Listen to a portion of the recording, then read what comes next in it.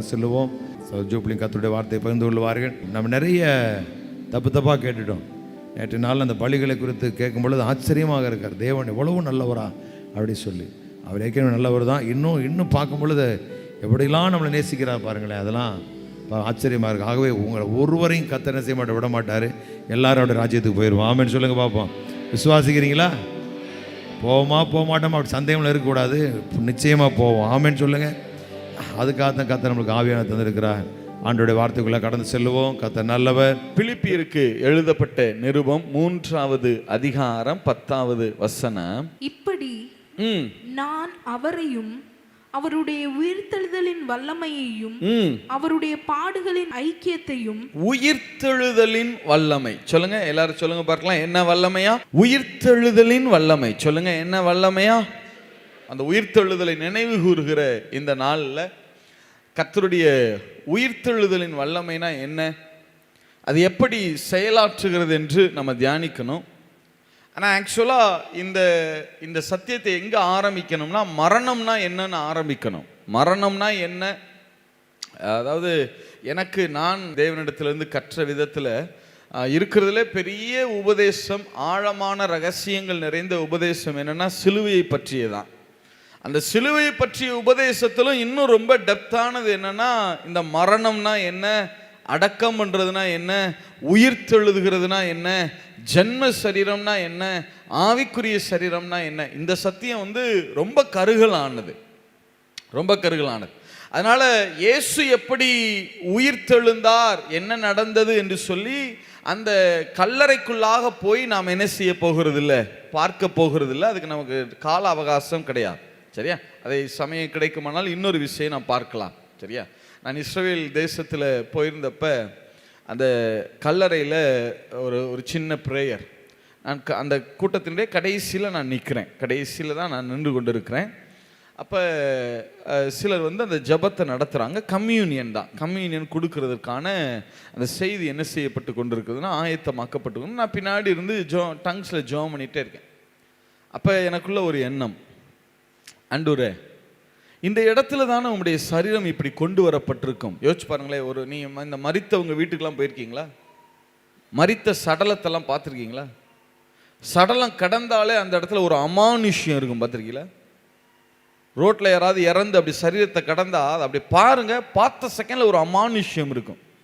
ஒரு வித்தியாசமான ஒரு இருளினுடைய ஆதிக்கத்தை என்ன செய்ய முடியும், பார்க்க முடியும். ஏன்னா மரணம் அந்த சரீரத்தின் மேலே என்ன செய்கிறது, ஆளுகை செய்கிறதுனால அந்த சரீரம் இப்போ மரணத்துக்குள்ளே போயிட்டதுனால அந்த அட்மாஸ்பியரே ஒரு மாதிரி ஒரு வித்தியாசமாக இருக்கும். மரித்த சடலத்தை பாருங்கள், ஒரு அமானுஷ்யம் உங்களுக்கே வரும். டக்குன்னு அதை உங்களால் ஃபீல் பண்ண முடியும், எல்லாராலையும் ஃபீல் பண்ண முடியும்.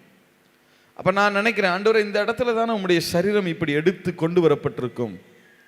உங்களுடைய சரீரத்தை இப்படி தானே இந்த வழியில் தானே எடுத்துகிட்டு வந்திருப்பாங்க, இப்படி தானே தூக்கிட்டு வந்திருப்பார் யோசேப்பு. அந்த சரீரத்தை இன்னும் சில சீஷர்கள் சேர்ந்து தூக்கிட்டு வந்திருப்பாங்க. அதை இப்படித்தானே கல்லறைக்குள்ளே கொண்டு போயிருப்பாங்க. அந்த கல்லறைக்குள்ளே போனீங்கன்னா அது யோசேப்புக்காக செஞ்சது தானே. அது இயேசுனுடைய உயரத்துக்கு பத்தலையாம். அந்த இடத்துல உள்ள கல்லறைக்குள்ளே போனீங்கன்னா ஒரு சின்ன பெட்டு போட்டிருப்பாங்க. பெட்டுனா என்னதுன்னா, பெட்டுனா நம்ம கட்டில் கிடையாது, பாறையவே படுக்க மாதிரி என்ன செஞ்சுருப்பாங்க, அப்படி பிளாட் மாதிரி இருக்கும், அது செதுக்கியிருப்பாங்க. அது யோசேப்புக்காக அவனுடைய உயரத்துக்கு தான் அது சரியாக இருந்துச்சான். இயேசுவுக்கு என்ன இல்லையா, அந்த உயரத்துக்கு சரியாக இல்லாததுனால இந்த தலையை வைக்கிறப்ப தலை போய் அந்த இதில் கரெக்டாக படுக்கலையாம், இடிக்குதான். அந்த ஒரு பாறை என்ன செய்யுது, தலையை என்ன செய்யுது, இடிக்குது. அதனால் அந்த இடத்த மட்டும் லேசாக என்ன பண்ணியிருப்பாங்க, இடிச்சு விட்டுருப்பாங்க. கொடைஞ்சு தான் அந்த சரீரத்தை அப்படி என்ன செஞ்சாங்களாம், வச்சாங்களாம். அப்போ இப்படிலாம் நடந்திருக்குமே. ஒரு மனுஷனுடைய பாவத்தை சுமக்கிற சரீரம், அதை பார்த்தாலே எங்களுக்கு அமானுஷ்யமாக இருக்குது. அந்த மரணத்தை பார்க்குறப்ப உலகத்தினுடைய ஒட்டுமொத்த பாவத்தையும் சுமந்த சரீரம் அது உம்முடைய சரீரம்.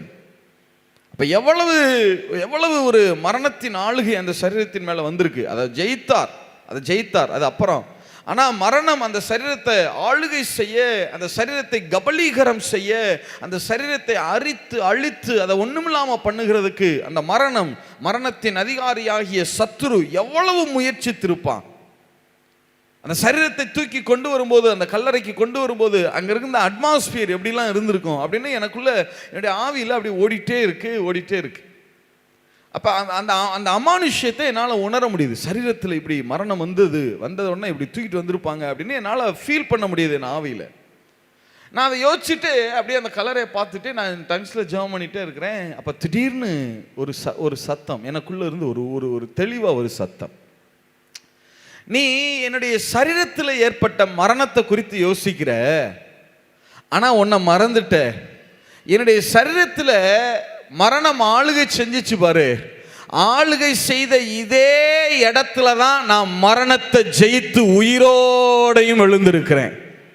இல்லை, நீ மரணத்தை பார்க்குற, ஆனால் இதே இடத்துல தான் என்னவன் நடந்திருக்கிறது, உயிர்த்தெழுதலும் நடந்திருக்கிறது. எத்தனை பேர் ஆமேன்னு சொல்ல முடியும்? அந்த உணர்வு வந்த உடனே என்னை அறியாமல் கண்களில் கண்ணீர் தேம்பி என்ன செஞ்சுட்டே இருந்தேன். என்னை அறியாமல் அழுதுகிட்டே இருந்தேன். ஆண்டவர் எவ்வளவு நல்லவர், மரணத்தை எனக்காக ஜெயித்து உயிரோடு வந்தாரே. எத்தனை பேர் ஆமேன்னு சொல்ல முடியும்? அவருடைய பாடுகள் ஒரு நாள், அவருடைய பாடுகள் 6 மணி நேரம். ஆனால் அந்த பாடுகளின் ஆசீர்வாதத்தை கடந்த 2000 வருஷமாய் அனுபவித்து கொண்டிருக்கிறோமே. எத்தனை பேர் ஆமேன்னு சொல்ல முடியும்? எத்தனை பேர் ஆமேன்னு சொல்ல முடியும்? சரி, இப்போ உயிர்த்தெழுந்த வல்லமைனா என்ன, அந்த வல்லமையை நாம் எப்படி அனுபவிப்பது, அதைத்தான் நம்ம தியானிக்க போகிறோம். உயிர்த்தெழுந்த வல்லமை அப்படின்னா என்னன்னு தெரியணும்னா முதல்ல பாதாளத்தின் வல்லமைனா என்னன்னு தெரியணும். முதல்ல பாதாளத்தின் வல்லமைனா என்னன்னு என்ன செய்யணும், விளங்கணும். சங்கீத புஸ்தகம் 49:15, ஆனாலும் தேவன் என் ஆத்துமாவை பாதாளத்தின் வல்லமைக்கு தப்புவித்து மீட்பார். அவர் என்னை பாதாளத்தின் வல்லமைக்கு, சொல்லுங்க என்னவா, பாதாளத்தின் வல்லமை. சொல்லுங்க எதனுடைய வல்லமையா? உயிர்த்தெழுந்த வல்லமை விளங்கணும்னா பாதாளத்தின் வல்லமை என்னன்னு விளங்கணும். பாதாளத்தின் வல்லமை என்னன்னு விளங்கணும். பாதாளத்துக்குன்னு சொல்லி சில வல்லமைகள் இருக்கிறது. பாதாளம்னா என்ன பிரதர்? பாதாளம்னு சொல்லலாம், நரகம்னு சொல்லலாம், மரண இருள்னு சொல்லலாம், படுகுழி அப்படின்னு சொல்லலாம், இல்லையா? இருளின் ராஜ்யம்னு என்ன வேணா சொல்லலாம். நிறைய வார்த்தைகள் இருக்கிறது. நம்ம பாதாளம்னு எடுத்துக்கிறோம், சரியா? பாதாளத்துக்குன்னு சில வல்லமைகள் இருக்கிறது. ஒரு மனுஷன், ரட்சிக்கப்படாத மனுஷன் வச்சுக்கிறோம், ஒரு கற்பனை பண்ணிக்கிறீங்களேன். ரட்சிக்கப்படாத ஒரு மனுஷன் மரிக்கிறான்.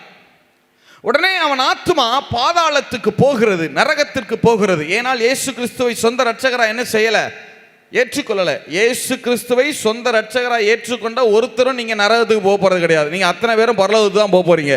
எத்தனை பேர் ஆமேன்னு சொல்ல முடியும்? என் வேதம் ரொம்ப தெளிவாய் சொல்லுகிறது, இயேசு கிறிஸ்துவை விசுவாசிக்கிறவன் ஒருவனுக்கும் குமாரனை ஏற்றுக்கொண்டவன் ஒருவனுக்கும் ஆக்கினை தீர்ப்பு இல்லை. எத்தனை பேர் ஆமேன்னு சொல்ல முடியும்? எத்தனை பேர் ஆமேன்னு சொல்ல முடியும்? நம்ம நியாய தீர்ப்புல வேணா போய் நிக்கலாம். நியாய தீர்ப்பு வேற, ஆக்கினை தீர்ப்பு வேற, ரெண்டுக்கு வித்தியாசம் இருக்கு. நியாய தீர்ப்புனா கோர்ட்டில் போய் நிற்கிறது, தேவ சமூகத்தில் எல்லாரும் நிற்கணும். ஒரே தினம் மரிப்பதும் பின்பு நியாய தீர்ப்படைவதும் எல்லாருக்கும் என்ன செய்யப்பட்டிருக்கிறது, நியமிக்கப்பட்டிருக்கு. நம்ம போய் எங்கே நிற்கணும்? சமூகத்தில் நிற்கணும். என்னப்பா வந்துட்டியா, சரி ரைட் ஓகே, ஆனால் நீ உன்னிடத்துல சில காரியங்கள் இன்னும் மன்னிக்கப்படாத காரியங்கள் இருக்கிறதே அப்படின்னு சொன்னார்னு வச்சுக்கிறோங்க. பிதா பக்கத்தில் இருந்து குமாரன் டக்குன்னு எழும்புவார். மன்னிக்கப்படாத சில காரியங்கள் இருந்திருக்கலாம், அவன் சில விஷயத்தில் தவறி இருக்கலாம், ஆனால் நீங்கள் அவனை ஆக்கினைக்குள்ளாக தீர்க்கக்கூடாது. ஏன்னா அவனுக்கு பதிலாக நான் ஆக்கினைக்குள்ளாக தீர்க்கப்பட்டிருக்கேன், அவனுக்கு பதிலாக நான் சிலுவையில் மறிச்சிருக்கிறேன், அவன் என் மேலே விசுவாசம் வச்சிருக்கிறான். நீங்கள் அவனை என்ன பண்ணக்கூடாது, ஆக்கினைக்குள்ளாக்க முடியாது. அவர் பரிந்து பேசுவார் பாருங்க. இல்லை, நான் நியாய தீர்ப்பில் நிற்கலாம், ஆனால் என்ன தீர்ப்பு எனக்கு கிடையாது, ஆக்கினை தீர்ப்பு கிடையாது. எத்தனை பேர் ஆமேன்னு சொல்ல முடியும்? எத்தனை பேர் ஆமேன்னு சொல்ல முடியும்? இயேசுவை சொந்த ரட்சகராக ஏற்றுக்கொண்டுட்டீங்கன்னா நிச்சயமாக நீங்கள் பரலோகம் போயிடுவீங்க, எந்த மாற்றமும் கிடையாது. நான் வேதத்தின்படி பேசுகிறேன், சரியா? வேதத்தின்படி பேசுகிறேன். இயேசுவை சொந்த ரட்சகராக ஏற்றுக்கொண்டீங்கன்னா எங்கே போயிடுவீங்க? பரலோகத்துக்கு போயிடுவீங்க. எத்தனை பேர் ஆமேன்னு சொல்ல முடியும்? சரி, இப்போ கவனிங்க. இப்போ பாதாளத்துக்குன்னு சில வல்லமைகள் இருக்கு. ரட்சிக்கப்படாத ஒரு மனுஷன் பாதாளத்துக்கு போனான்னு வச்சுக்கிறீங்களேன், அவன் மேல நிறைய ஆளுகை அங்கே செய்யப்படுகிறது. என்ன, இந்த உயிர் வாழும் இந்த உலகத்தோடு, உயிர்கள் வாழுகிற இந்த உலகத்தோடு அவனுக்கு எந்த தொடர்பும் இருக்காது. Living being separated from the living being, எல்லா உயிர் வாழும் காரியங்களோடும் இருக்கிற தொடர்பு அவனுக்கு துண்டிக்கப்பட்டு விடும். உறவுகளை அந்த மனுஷன் உறவுகளோடு தொடர்பு கொள்ள முடியாது, நண்பர்களோடு தொடர்பு கொள்ள முடியாது, எல்லாவற்றிலும் ஒரு பிரிந்த ஒரு லைஃப். அதனாலதான் பாதாளத்தை கிரீக்ல ஹடஸ் அப்படின்னு சொல்லுவாங்க. ஹடஸ் அப்படின்னா என்ன அர்த்தம்னா the departed souls, தனியாக பிரித்து கொண்டு போகப்பட்ட ஆத்துமாக்கள் அப்படின்னு அர்த்தம். தேவன்கிட்ட இல்லாம அவரை விட்டு தனியாக பிரித்து கொண்டு போகப்பட்ட அந்த ஆத்துமாக்கள் தான் பாதாளத்திற்குள்ளே இருக்கிறார்கள். அதான் மரணம். மரணம்னா செப்பரேட்டட் ஃப்ரம் த காட், தேவனை விட்டு பிரிந்து போகிறது தான் மரணம். இப்ப அந்த மனுஷன் நரகத்துக்குள்ள அந்த மரணத்துக்குள்ள போறான் அப்படின்னு சொன்னா அவன் தேவனை விட்டு பிரிந்து இருக்கிறான்னு அர்த்தம். அவன் மேல ஏராளமான ஆளுகைகள் இருக்கிறது. அந்த இடம் இருளான ஸ்தலம், அது darkness, the place of darkness என்று சொல்லப்படுகிறது. உன்னத பாட்டு 8:6 சொல்லப்படுகிறது, பாதாளம் கொடிதான இடம். சொல்லுங்க, என்ன இடமா அது? கொடிய இடம், cruel place. யோபு புஸ்தகத்திலே இவ்விதமாக எழுதப்பட்டிருக்கிறது. யோபு சொல்லுகிறார், பயங்கர ராஜாவின் இடத்தில் என்னை அனுப்பி விடுவார்கள், நான் மரிக்கிற போது பயங்கர ராஜா, the terror king. சாத்தானை குறித்து சொல்றார், the terror king. அவன் பயங்கரமான ராஜா. பாதாளத்துக்கு அவன் தான் ராஜா. பாதாளத்துக்கு ஏராளமான வல்லமைகள் இருக்கிறது. அழிவு, destruction, the place of destruction சொல்லுவாங்க. அழிவின் ஸ்தலம் அது. நீங்க அங்க போனீங்கன்னு சொன்னா உங்களுடைய மகிமையை எடுத்துக்கொள்ளும், உங்க ஐஸ்வர்யத்தை எடுத்துக்கொள்ளும், உங்க ஆஸ்தியை எடுத்துக்கொள்ளும், உங்க கனத்தை எடுத்துக்கொள்ளும், உங்க படிப்பை எடுத்துக்கொள்ளும். உங்ககிட்ட இருந்து அதை எடுக்க முடியாத காரியம்னு ஒண்ணு கிடையாது. நீங்க போறது இல்ல, பொதுவா சொல்றேன். ஒரு மனுஷன் அங்க போனான்னா அங்க எல்லாவற்றையும் எடுத்துக்கொள்ளும். அதை எடுக்க கூடாதுன்னு அவனால தடைய பண்ண முடியாது. அந்த பாதாளத்தில் எத்தனையோ ராஜாக்களின் மகிமை அங்கே அடங்கி போயிருக்கிறது.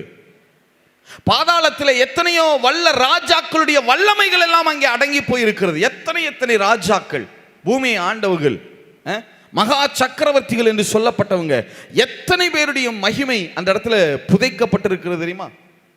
எல்லாம் அந்த மரணம் எடுத்துக்கொள்ளும், எல்லாம் எடுத்துக்கொள்ளும். இதுல என்ன ஒரு காரியம்னா, சிலர் என்ன நினைக்கிறாங்கன்னா பாதாளத்தின் வல்லமை என்பது மரித்த பிறகுதான் என்று. இல்ல, அது அப்படிதான் இருந்துச்சு, அப்படிதான் இருந்துச்சு. பாதாள ராஜ்யம் இருக்கிறதே, இருளின் ராஜ்யம், அதன் வல்லமை அங்க மட்டும்தான் இருக்கணும். ஆனா தேவன் என்ன பண்ணினார்? பரலோக ராஜ்யத்தை பூமியில ஸ்தாபிக்க வேண்டும் என்று விரும்பினார்.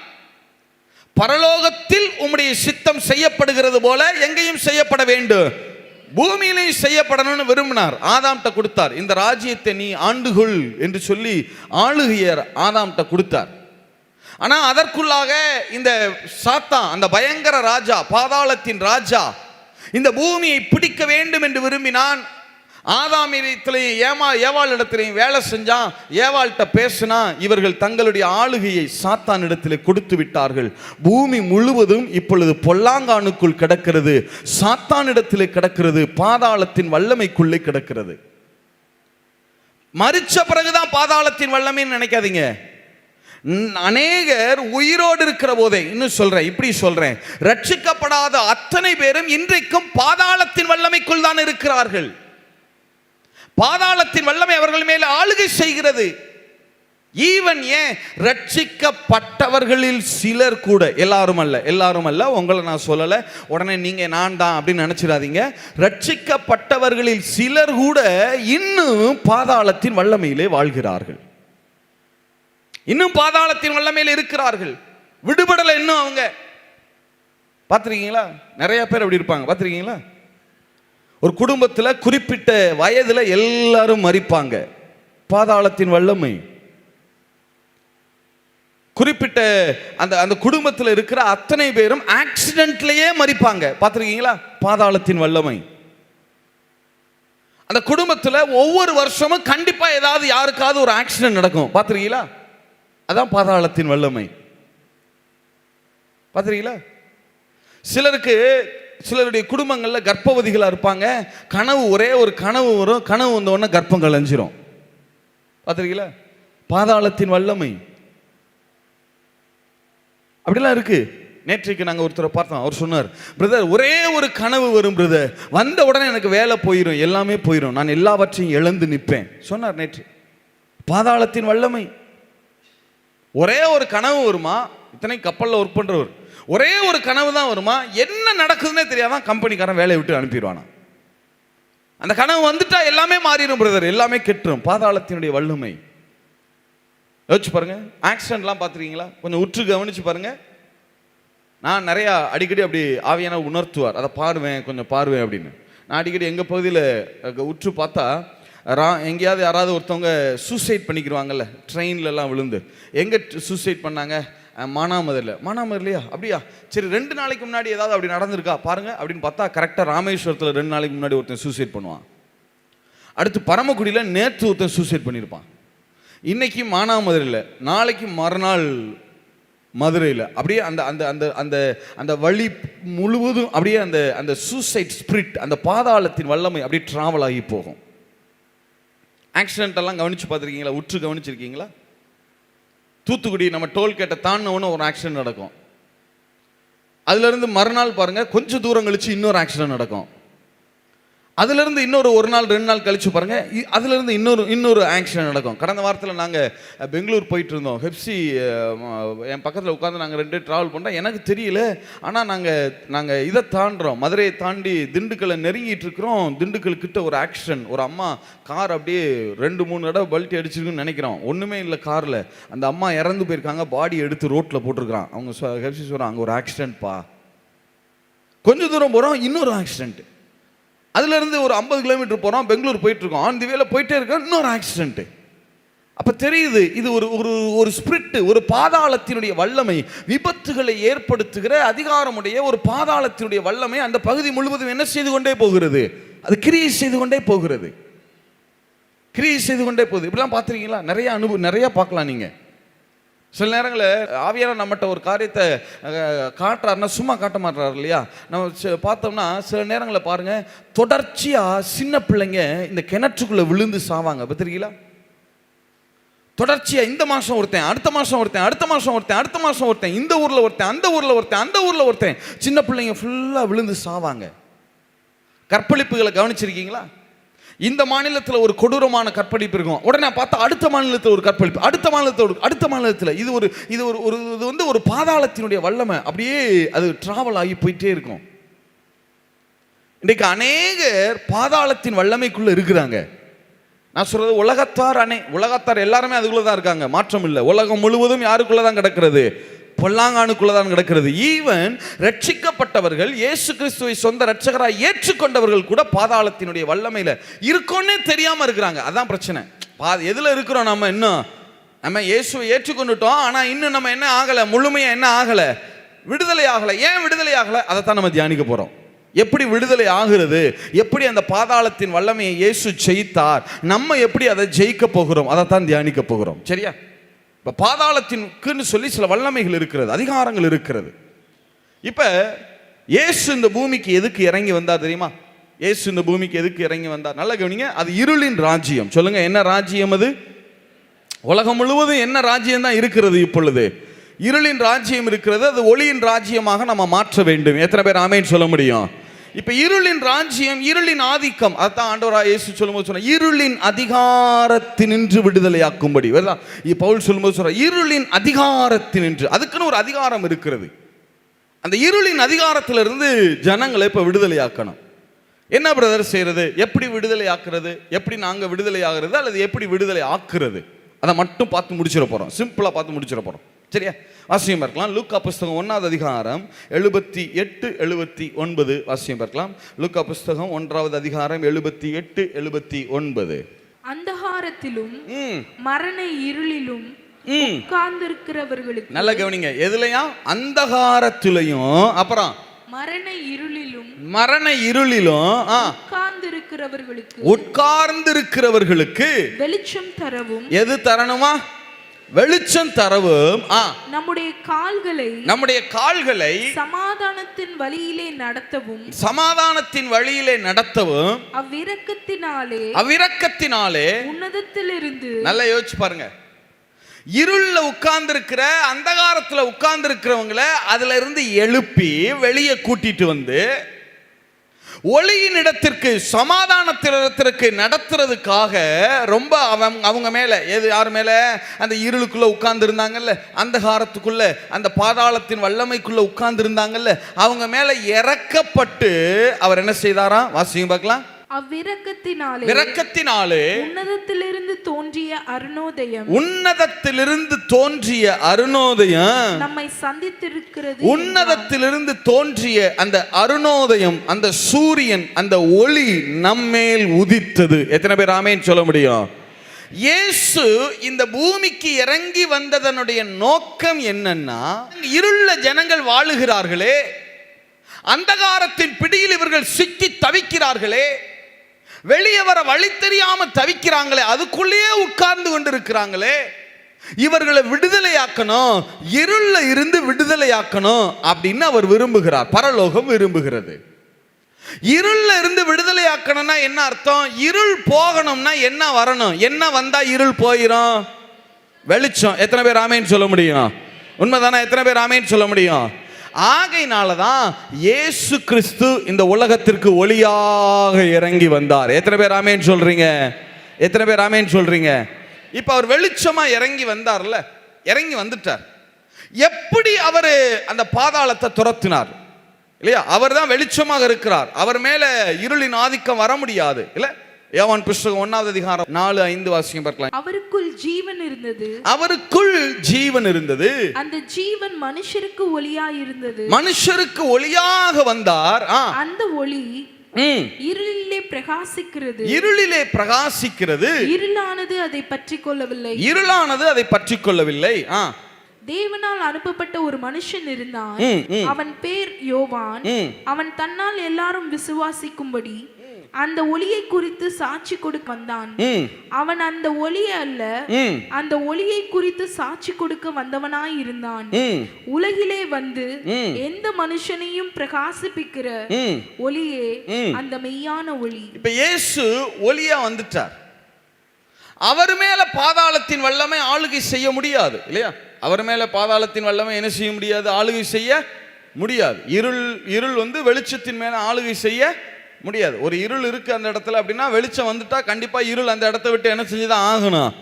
போய் தான் ஆகணும். போக மாட்டேன்னு என்ன செய்ய முடியாது? சொல்ல முடியாது இல்லையா? யோவான் 1வது அதிகாரம் 5வது வசனத்தை பொது மொழிபெயர்ப்புல வாசிங்க பார்க்கலாம். அந்த ஒளி இருளில் ஒளிர்ந்தது, இருளில் ஒளிர்ந்தது, இருள் அதன் மேல் வெற்றி கொள்ளவில்லை, அதன் மேல் வெற்றி கொள்ளவில்லை. இருள் வந்து ஒளியின் மேல, இயேசுவின் மேல வெற்றி கொள்ள முடியாது. இப்ப நல்லா கவனிங்க. நாம மனுஷர் இருள்ல இருக்கிறோம், இருளின் அதிகாரத்துல பாதாளத்தின் வல்லமையில் இருக்கிறோம். இப்ப நம்மளை விடுதலையாக்கணும்னு இயேசு ஒளியாக இறங்கி வருகிறார்.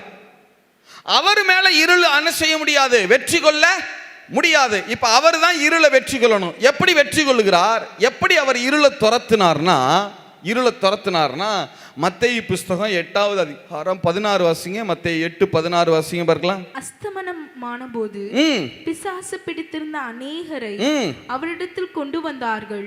அவர் அந்த ஆவிகளை தமது வார்த்தையினாலே துரத்தி. சொல்லுங்க, அந்த இருளின் ஆவிகளை எதனால துரத்தினாரா? அந்த பாதாளத்தின் வல்லமையை எதனால துரத்தினாரா? சொல்ல மாட்டேங்கிறீங்களே. எதனால துரத்தினாரா? அந்த அதிகாரத்தை எதனால விரட்டினாரா? வார்த்தையினால. எத்தனை பேர் ஆமென் சொல்ல முடியும்? எத்தனை பேர் ஆமென் சொல்ல முடியும்? சங்கீதம் 119 130 வாசிங்க. உம்முடைய வசனத்தின் பிரசித்தம் வெளிச்சம் தந்து. நல்லா கவனிங்க.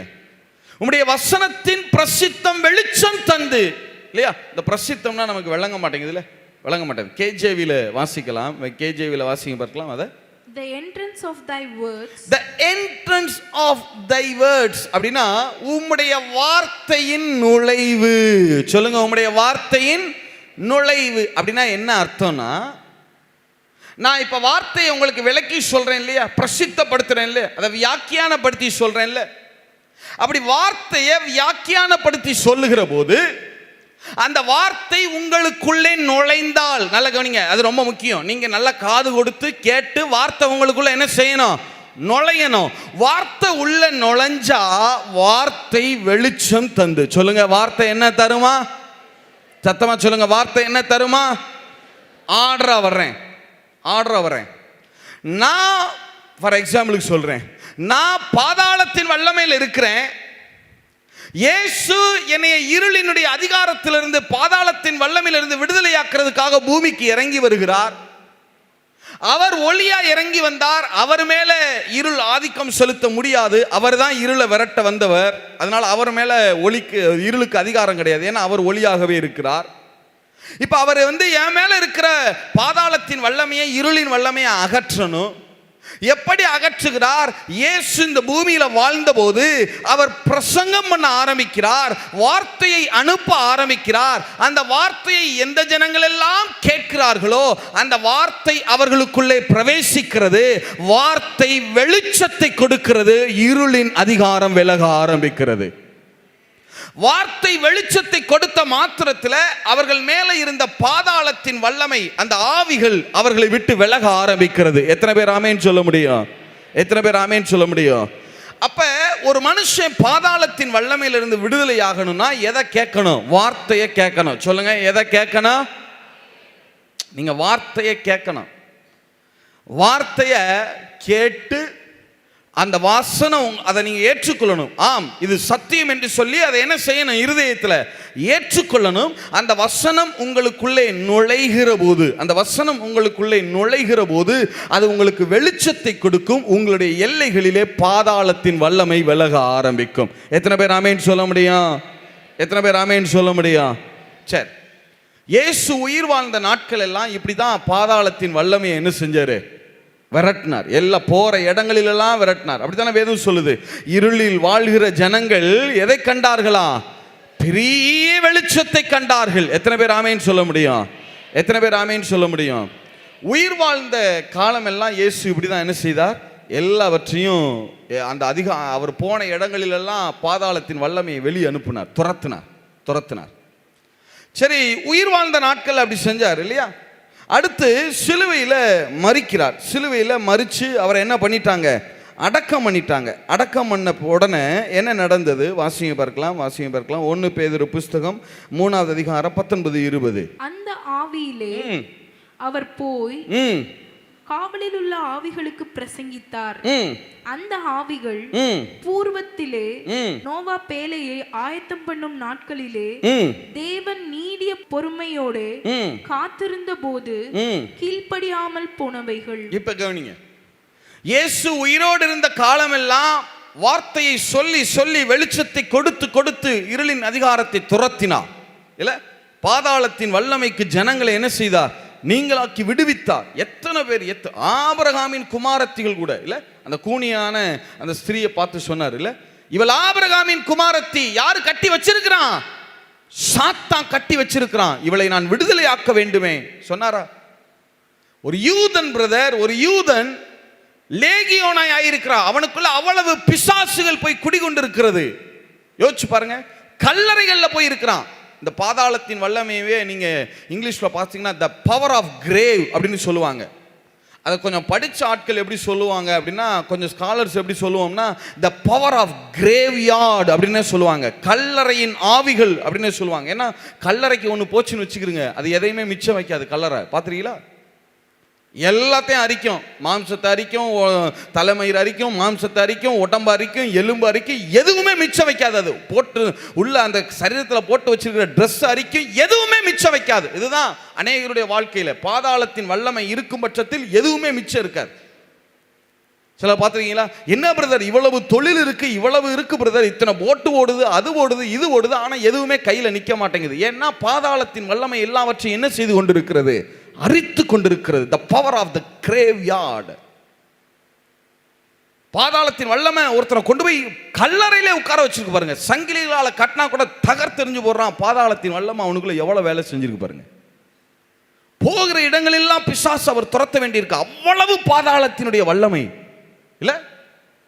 அப்ப இயேசு இந்த பூமியில இருக்கிற நாள் வரைக்கும் வசனத்தை, வார்த்தையை சொல்லி சொல்லி சொல்லி சொல்லி பாதாளத்தின் வல்லமை மேல வெளிச்சத்தை பிரயோகிக்கிறார். அந்த வெளிச்சம் போன உடனே, வசனத்தின் மூலமாய், வார்த்தை மூலமாய் வெளிச்சம் போன உடனே அந்த அந்த அந்த இடத்துல இருக்கிற பாதாளத்தின் வல்லமை எல்லாம் அகல ஆரம்பிக்கிறது. ஜனங்கள் பெரிய வெளிச்சத்தை காண ஆரம்பிக்கிறார்கள். இது அவர் உயிரோடு இருந்த காலத்துல. நான் அதுக்குள்ளெல்லாம் போகலை. என்னென்ன வல்லமையை எப்படி எப்படி துரத்தினார்னு என்ன செய்யலை, நம்ம போகலை. அதுக்கு நமக்கு நேரம் இல்லை. சரியா? அதை அந்த ஆவிக்குரிய யுத்தத்தை அவர் எப்படி நடத்தினார்னு நம்ம என்ன செய்யலை, இப்போ பார்க்கல. அதுக்கு நேரம் இல்லை. ஆனால் வார்த்தையை வச்சு தான் செஞ்சார் எல்லாவற்றையும். எத்தனை பேர் ஆமேன்னு சொல்ல முடியும்? சரி, அடுத்து இப்போ சிலுவையில் மரிக்கிறார், அடக்கம் பண்ணிட்டாங்க. அவருடைய சரீரம் எங்கே? கல்லறையில் கடத்தப்பட்டிருக்கிறது. இப்போ இந்த பாதாளத்தினுடைய வல்லமை, the power of the grave or the power of the graveyard அவருடைய சரீரத்தை அரிக்கணும். ஆனால் அதற்குள்ளாக அவர் என்ன செய்கிறார்னா, அவருடைய ஆவியில் நேராக பாதாளத்துக்கே போகிறார். சொல்லுங்க, நேராக எங்கேயே போகிறாரு? பாதாளத்துக்கே, அந்த இருளின் ராஜ்யத்துக்கே நேராக அங்கேயே போகிறார். உள்ள அவரே போகிறார், தைரியமாக போகிறார். ஏன்னா முன்னாடி சொல்லிட்டார், தேவரீர் என் ஆத்துமாவை பாதாளத்தில் விடீர். தாவீது சொன்னாரா? தீர்க்கதரிசனம் முன்னாடி வச்சிருக்காரா, நான் பாதாளத்துக்குள்ள போவேன், ஆனா அந்த இடத்துல என்னுடைய ஆத்மாவை நீங்க என்ன செஞ்சிட மாட்டீங்க, விட்டுரும். ஏன்னா நம்முடைய பாவத்தெல்லாம் சுமந்துட்டு தான் அவர் எங்க போறாரு? உண்மைதானே? நம்முடைய பாவத்தெல்லாம் யாரு சுமந்துருக்கிறா? சொல்லுங்க. ஏசு சுமந்துருக்காரு. பாவத்தை சுமக்கிற ஆளு எங்க தான் போகணும்? சொல்லுங்க, லாஜிக்கா பேசுங்க, லீகலா பேசுங்க. பாதாளத்தை சுமந்த ஆளு எங்க தான் போகணும்? மன்னிக்கணும், பாவத்தை சுமந்த ஆளு எங்க தான் போகணும்? பாதாளத்துக்கு தான் போகணும். அவர் பாதாளத்தில் போய் பிரசங்கம் பண்றாராம். என்ன பிரசங்கம் பண்றாரு? நான் நோவா காலத்து ஆவிகளுக்கு பிரசங்கம் பண்றாராம். ஏன் அவங்களுக்கு பிரசங்கம் பண்ணணும்? அவங்கள்ட்ட போய் சொல்றார், நான் தான் இயேசு கிறிஸ்து, சிலுவையில் உங்களுடைய இந்த உலகத்தினுடைய எல்லா பாவங்களையும் என்ன செஞ்சிருக்கிறேன், நான் சுமந்து தீத்துட்டு இப்போ நான் இந்த பாதாளத்துக்கு வந்திருக்கிறேன். என்னை யாரெல்லாம் விசுவாசிக்கிறீங்கன்னு கேட்குறார். அவங்களுக்கு ஒரு செகண்ட் சான்ஸ் கொடுக்குறார். The gospel of second chance. இன்னொரு வாய்ப்பு கொடுக்குறார். அவங்களுக்கு நரகத்தில் தான் இருக்காங்க, இன்னொரு வாய்ப்பு கொடுக்குறார். ஏன் நான் வாய்ப்பு கொடுக்குறாருன்னா, நோவா காலத்தில் அவங்களுக்கு பிரமாணம் கொடுக்கப்படலை. சொல்லுங்க, என்ன கொடுக்கப்படலை? பிரமாணம். எது நல்லது எது கெட்டதுன்ற ரூல்ஸ் ரெகுலேஷன்லாம் அப்போ கிடையாது. ஆனாலும் அவர்கள் அந்த மனசாட்சியின் பிரமாணத்தின்படி என்ன செய்யப்பட்டாங்க? கொல்லப்பட்டாங்க. அதனால் அவங்களுக்கு இன்னும் சொல்லலையே, அவங்களுக்கு பிரமாணம்லாம் கொடுக்கறதுக்கு முன்பாகவே அவர்கள் அழிக்கப்பட்டு விட்டார்களே அப்படிங்கிறதுக்காக நோவா காலத்து ஆவிகளுக்கு மட்டும் ஒரு செகண்ட் சான்ஸ், ஒரு இரண்டாவது வாய்ப்பு கொடுக்குறார். உடனே நீங்கள் கேட்காதீங்க, பிரதர் அப்போ நானும் நரகத்தில் இருந்து போனால் ஆண்டவர் வந்து எனக்கு இன்னொரு வாய்ப்பு கொடுப்பாரா? கொடுக்கவே மாட்டார். நீங்கள் நரகத்துக்கு போக போகிறதில்ல, இயேசுவை ஏற்றுக்கொண்டுட்டீங்க, போக போகிறதில்ல. ஃபார் எக்ஸாம்பிளுக்கு சொல்கிறேன், நரகத்துக்குள்ள இப்போ போனவனுக்குலாம் என்ன கிடையாது? செகண்ட் சான்ஸ் கிடையாது. ஏன்னா அவங்களுக்கெல்லாம் பிரமாணம் கொடுக்கப்பட்டாயிற்று. இயேசுனா யார், சுவிசேஷம்னா என்ன, எல்லாமே என்ன செய்யப்பட்டு விட்டது, அறிவிக்கப்பட்டு விட்டது. அதனால் இப்போ பாதாளத்தில் போய் திரும்ப இன்னொரு செகண்ட் சான்ஸ் என்ன செய்ய போகிறது கிடையாது, கொடுக்கப்பட போவது கிடையாது. அது யாருக்கு மட்டும்தான் கொடுக்கப்பட்டிருக்கிறது? நோவா காலத்து ஆவிகளுக்கு மட்டும்தான். இப்போ இயேசு நல்லா கவனிங்க, பூமியில் இருக்கிற வரைக்கும் வார்த்தையை சொல்லி சொல்லி சொல்லி சொல்லி பாதாளத்தினுடைய வல்லமையை தகர்த்தெறிஞ்சார். எல்லா ஆவிகளையும் துரத்தினார், வெளியே துரத்தி விட்டார். இது உயிரோடு இருக்கிற வரைக்கும். இப்போ மறிச்சிட்டு அதே பாதாளத்துக்குள்ளேயே போறாரு. பாதாளத்தின் வல்லமை குடிகொண்டிருக்கிற இடத்துக்கு என்ன செய்யறாரு? போய் அங்கேயும் தன்னுடைய வார்த்தையை பிரசங்கித்து வார்த்தையை ஏற்றுக்கொண்ட நோவா காலத்து ஆவிகளை விடுதலை ஆக்கினாராம். அங்கேயும் தன்னுடைய வார்த்தையினால வெளிச்சத்தை பிரவாகிக்க பண்ணினார். எத்தனை பேர் ஆமேன்னு சொல்ல முடியும்? எத்தனை பேர் ஆமேன்னு சொல்ல முடியும்? சரி, இப்போ என்ன பண்ணிட்டார்னா, முதல்ல நல்லா கவனிங்க, உயிரோடு இருந்தப்பையும் எப்படி தான் பாதாளத்தின் வல்லமையை துரத்தினாரு? எதை சொல்லி சொல்லி, நீங்கள் போய் சொல்லுங்க, உயிரோடு இருந்தப்ப எதை சொல்லி சொல்லி பாதாளத்தின் வல்லமையை ஜெயிக்கிறார் அவரு? வார்த்தையவா? Very good. அடுத்து பாதாளத்துக்குள்ளேயே போய், மறிச்ச உடனே பாதாளத்துக்கு உள்ளேயே போய் திரும்பவும் அங்கேயும் எதைத்தான் பேசி பாதாளத்தின் வல்லமையை ஜெயிக்கிறாரு? வார்த்தைய. சரி, இப்போ உயிர்த்து எழுந்து வந்துட்டார். உயிர்த்தெழுந்து வந்துட்டார். இப்போ நமக்கு ஒரு கேள்வி, பிரதர், உயிரோடு இருந்தப்ப யூதர்களுக்குள்ளெல்லாம் போய் அவர் வந்து பாதாளத்தின் வல்லமையை ஜெயித்தார்ல பிரதர்? ஆமாம். உயிர்த்து மறிச்ச உடனே நேராக அவரே போய் பாதாளத்துக்குள்ளேயே போய் பேசி அங்கிருந்த ஆவிகளை எல்லாம் விடுதலை ஆக்கினாரா இல்லையா பிரதர்? வார்த்தையை சொல்லி. ஆமாம். இப்போ உயிர்த்தெழுந்த பிறகு அவரே வந்து பேசுவாரா பிரதர்? அவர் பேச மாட்டார். ஏன்னா இப்ப அவரு உங்களுக்குள்ள இருக்கிறதுனால இப்ப நீங்க தான் வார்த்தைய பேசணும். நீங்க வார்த்தைய பேச பேச பேச உங்க எல்லைகள்ல இருக்கிற பாதாளத்தின் வல்லமைகள் எல்லாம் அகல ஆரம்பிக்கும். இப்ப வார்த்தைய பேச வேண்டியது நீங்களும் நானும் தான். எத்தனை பேர் ஆமென் சொல்ல முடியும்? இப்ப இருளின் மேல ஒளியை பாய்ச்ச வேண்டியது நீங்களும் நானும் தான். எத்தனை பேர் ஆமென் சொல்ல முடியும்? அப்போஸ்தலர் புத்தகம் 26:23 வாசிங்க. தீர்க்கதரிசிகளும் மோசேயும் முன்னமே சொல்லி இருந்தபடியே கிறிஸ்து பாடுபட வேண்டியதென்றும் மரித்தோருடைய உயிர்த்தெழுதலில் அவர் முதல் நபராக மாறி சுய ஜனங்களுக்கும் அவருடைய ஜனங்கள் யூத ஜனங்களுக்கும் அந்நிய ஜனங்களுக்கும் அடுத்து புறஜாதிகளாகிய நமக்கும் ஒளியை வெளிப்படுத்துகிறவர் என்றும். நல்ல கவனிங்க, எதை வெளிப்படுத்துகிறவரா? சத்தமா சொல்லுங்க, எதை வெளிப்படுத்துகிறவரா? ஒளி வந்தா எது போயிரும்? இருள் போயிருமா போகாதா? எத்தனை பேர் ஆமேன்னு சொல்றீங்க? பாதாளத்தின் வல்லமை போயிருமா போகாதா? எத்தனை பேர் ஆமேன்னு சொல்றீங்க? இப்ப திருப்பியும் சொல்றேன் பிரதர், அவர் பூமியில இருந்தப்ப அவர் வார்த்தையை பேசினாரு, இருள் போச்சு. பாதாளத்துக்கு போனப்ப அவரே வார்த்தையை பேசினாரு, இருள் போச்சு. ஆனா உயிர்த்தெழுந்த பிறகு அவர் நமக்குள்ள வந்திருக்கிறார், நமக்குள் கிரியை செய்கிற வல்லமையின்படியே. எத்தனை பேர் ஆமேன்னு சொல்ல முடியும்? இப்ப அவர் உங்களுக்குள்ள இருக்கிறாரு. இப்ப வார்த்தையை பேச வேண்டியது அவரா நீங்களா? சொல்லுங்க, எத்தனை பேர் ஆமேன்னு சொல்ல முடியும்? இப்ப நீங்க என்ன செய்யணும்னா, உயிர்த்தெழுந்த வல்லமையை அனுபவிக்கணும்னா இந்த வார்த்தையை நல்லா கேளுங்க, வார்த்தையை நிறைய பேசுங்க பிரதர். நீங்க பேச பேச பேச பேச உங்க எல்லைகளில் ஒளியை நீங்க பாய்ச்சி கொண்டே இருப்பீங்க. உங்களுடைய எல்லைகளில் இருளின் ஆதிக்கம் வராது. இருளின் ஆதிக்கம் வராது. அழகணிங்க, இருளின் ஆதிக்கமாகட்டும் ஒளியின் ஆதிக்கமாகட்டும் ரெண்டுமே வாயினால தான் வரும்.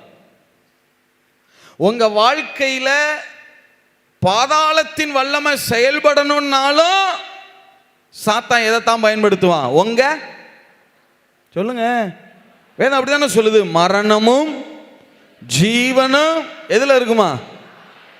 அப்ப மரணம்னா என்ன? பாதாளத்தின் வல்லமை தானே அது, இல்லையா? அப்ப பாதாளத்தின் வல்லமை செயல்படணும்னா உங்களுடைய எதைத்தான் பயன்படுத்துவான்? வார்த்தைய, நாவ. அதே நேரம் உயிர்த்தெழுதலின் வல்லமை, ஜீவன் இல்ல, உயிர்த்தெழுதலின் வல்லமை செயல்படணும்னாலும் எதைத்தான் பயன்படுத்தி ஆகணும்?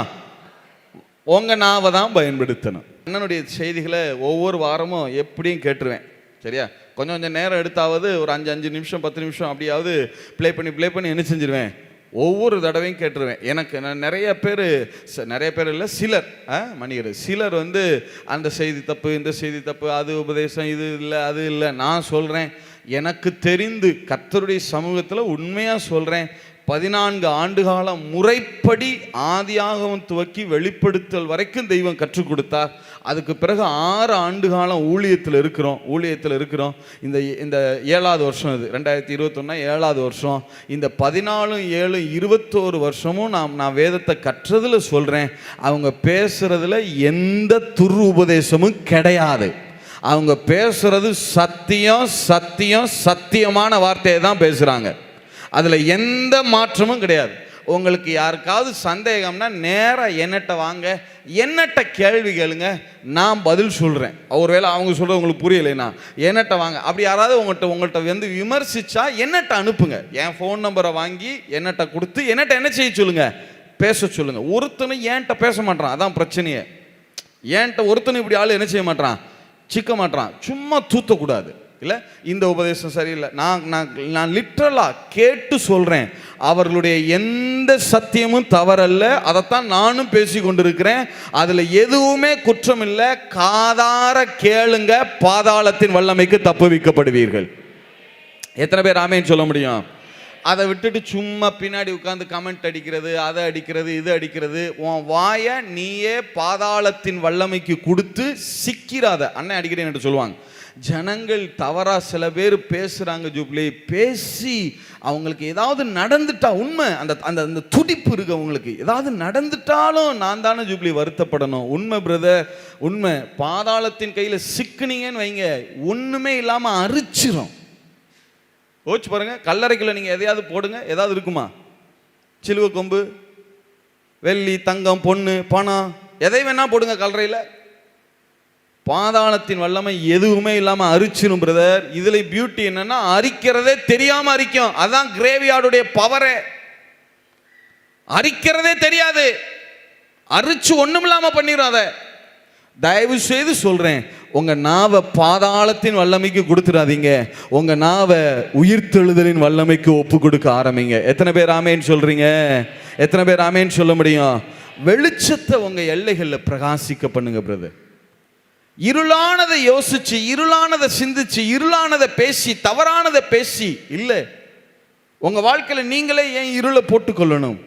வெளிச்சத்தை பேசுங்க, வசனத்தை பேசுங்க, நல்லதை பேசுங்க, வாக்குத்தத்தங்களை பேசுங்க. நீங்க பேச பேச பேச பேச உங்க எல்லைகள்ல இருள் கொஞ்சம் கொஞ்சமாய் விலக ஆரம்பிக்கும். எத்தனை பேர் ஆமேன்னு சொல்ல முடியும்? எத்தனை பேர் ஆமேன்னு சொல்ல முடியும்? நீங்க ஒரு ரோட்ல பயணம் மாறீங்க, நீண்ட தூரம் போறீங்க, கார்ல போயிட்டு இருக்கீங்க, இருட்ட ஆரம்பிக்குது. உடனே எதை ஆன் பண்ணுவீங்க? ஹெட்லைட் ஆன் பண்ணுவீங்களா? வீட்டுக்கு வர்றீங்க, சாயங்காலம் வர்றீங்க, இருட்ட ஆரம்பிக்குது, எதை ஆன் பண்ணுவீங்க? சொல்லுங்க. லைட் ஆன் பண்ணுவீங்களா? அதே தான்.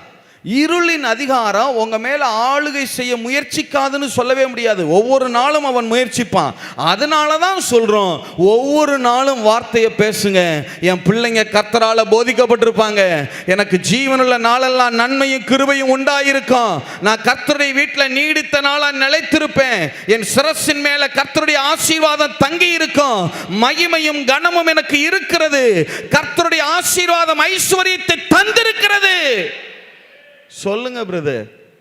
நீங்க இருளை விரட்டணும்னா இந்த வெளிச்சத்தை அதன் மேல பிரகாசிக்க பண்ணி கொண்டே இருக்கணும். நீங்க அது மேல அடிச்ச உடனே அப்படியே அது பின்வாங்க ஆரம்பிக்கும். இருளின் வல்லமை, பாதாளத்தின் வல்லமை உங்களை விட்டு என்ன செய்ய ஆரம்பிக்கும்?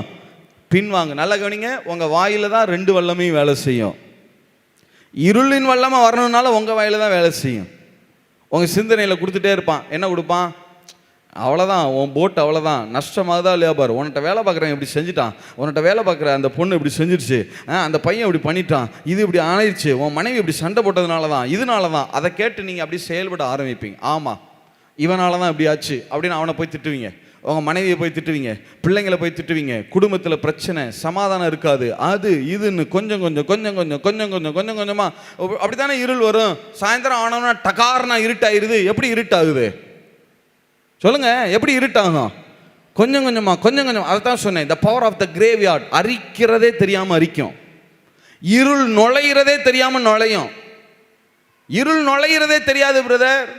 சில நேரம் பார்த்துருக்கீங்களா? இருட்டிரும். ஆனால் அந்த இருட்டுக்கு உங்கள் கண்கள் பழகி பழகி பழகி இருட்டாயிருச்சுங்கிறதே உங்களுக்கு என்ன செய்யாது? தெரியாது. அதுதான் பாதாளத்தினுடைய வல்லமை. அந்த இருள் உங்களுக்குள்ள வருகிறது என்பதே தெரியாது பிரதர். அதுக்கு தான் சொல்றது, நீங்க எப்போதும் இந்த விளக்கை எடுத்து பிடிங்க பிரதர். வேதமே வெளிச்சம் இல்லையா? இதை தூக்கி பிடிச்சிட்டே இருங்க. உங்களுடைய எல்லைகளில் இருள் வரவே வராது. எத்தனை பேர் ஆமேன்னு சொல்றீங்க? எத்தனை பேர் ஆமேன்னு சொல்றீங்க? வசனத்தை அறிக்கை பண்ணிட்டே இருங்க, பேசிட்டே இருங்க பிரதர். வசனமும் கொஞ்சம் கொஞ்சமாக வேலை செய்யும். நீங்கள் வீட்டில் 5 வாட்ஸ் 10 வாட்ஸ் பல்பெல்லாம் போடுங்க, போட்ட உடனே டக்குன்னு எரிஞ்சிடும். நீங்கள் இந்த ஃபோக்கஸ் லைட்லாம் பார்த்துருக்கீங்களா?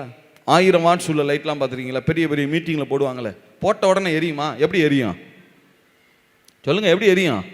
அப்படி மெதுவாக எரியும். அது சூடாக அதோடைய பவர் என்ன பண்ணிகிட்டே போகும்? கூடிட்டே போகும். அதே தான் பிரதர், கர்த்தருடைய வார்த்தை 5 வாட்ஸ் 10 வாட்ஸ் பல்பு மாதிரி இல்லை, இது 1000 வாட்ஸ் பல்பு மாதிரி மெதுவாக எரிய ஆரம்பிக்கும். ஆனால் பிரைட்டாக எரிய ஆரம்பிக்கும். எத்தனை பேர் ஆமேன்னு சொல்கிறீங்க? எத்தனை பேர் ஆமேன்னு சொல்கிறீங்க? எழுந்து நிற்போமா? உயிர்த்தெழுதலின் வல்லமையை நீங்கள் அனுபவிக்கணும்னா உங்கள் வாயை கவனமாக பயன்படுத்திகிட்டே இருங்க பிரதர். அறிக்கை செஞ்சுக்கிட்டே இருங்க. உங்கள் எல்லைகளில் இருளின் ஆதிக்கம் வர விட்டுறாதீங்க. நீங்கள் நினைக்கலாம் பிரதர், சில ஆதிக்கம் வந்துருச்சு, என்ன செய்கிறது? நைட்டு 6 மணிக்கு விளக்க போடணும், வெளியே போயிட்டு 10 மணிக்கு தான் வர்றீங்க, விளக்க போட லேட் ஆயிடுச்சு, அதுக்காக விளக்க போடாமலாம் இருப்போம். இருளின் ஆதிக்கம் உங்கள் வாழ்க்கையில் இருந்தால் கூட பிரச்சனை இல்லை. இப்போ சொல்கிறேன், இந்த வேதங்கிற விளக்கை எடுக்க ஆரம்பிங்க. அந்த இருள் கொஞ்சம் கொஞ்சமாக உங்கள் வாழ்க்கையை விட்டு விலகி போக ஆரம்பிக்கும். எத்தனை பேர் ஆமேன்னு சொல்ல முடியும்? எத்தனை பேர் ஆமேன்னு சொல்ல முடியும்? ஒரே 1 நிமிடம் நல்லா அறிக்கை செய்யுங்க பார்க்கலாம். உங்கள் பிள்ளைகளை குறித்து சொல்லுங்கள், என் பிள்ளைங்க கர்த்தரால் போதிக்கப்பட்டிருப்பாங்க. நல்ல வாயை தரங்க பார்க்கலாம். உங்கள் வாயை பாதாளத்தின் வாயாக இருந்தது போதும் பிரதர், அது உயிர்த்தெழுதலின் வல்லமையுள்ள வாயாக மாறட்டும். நல்ல அறிக்கை செய்யுங்க உங்கள் பிள்ளைங்களை குறித்து, என் பிள்ளைங்க கர்த்தர் கர்த்தரால போதிக்கப்பட்டிருப்பாங்க, என் பிள்ளைங்க கர்த்தரால ஆசீர்வதிக்கப்பட்டிருப்பாங்க, என் சந்ததி இந்த பூமியில பேர் பெற்றிருக்கும், நான் என்னுடைய ஜீவனுள்ள நாளெல்லாம் நன்மையும் கிருபையும் என்னை தொடரும், நான் கர்த்தருடைய வீட்டில் நீடித்த நாட்களா செழித்திருப்பேன், என்னுடைய சந்ததி ஆசீர்வதிக்கப்படும், என் தேசம் ஆசீர்வதிக்கப்படும். நல்ல நல்ல வாயை திறந்து எஸ் ஃபாதர், நல்ல கரங்களை தட்டி எஸ் ஃபாதர்.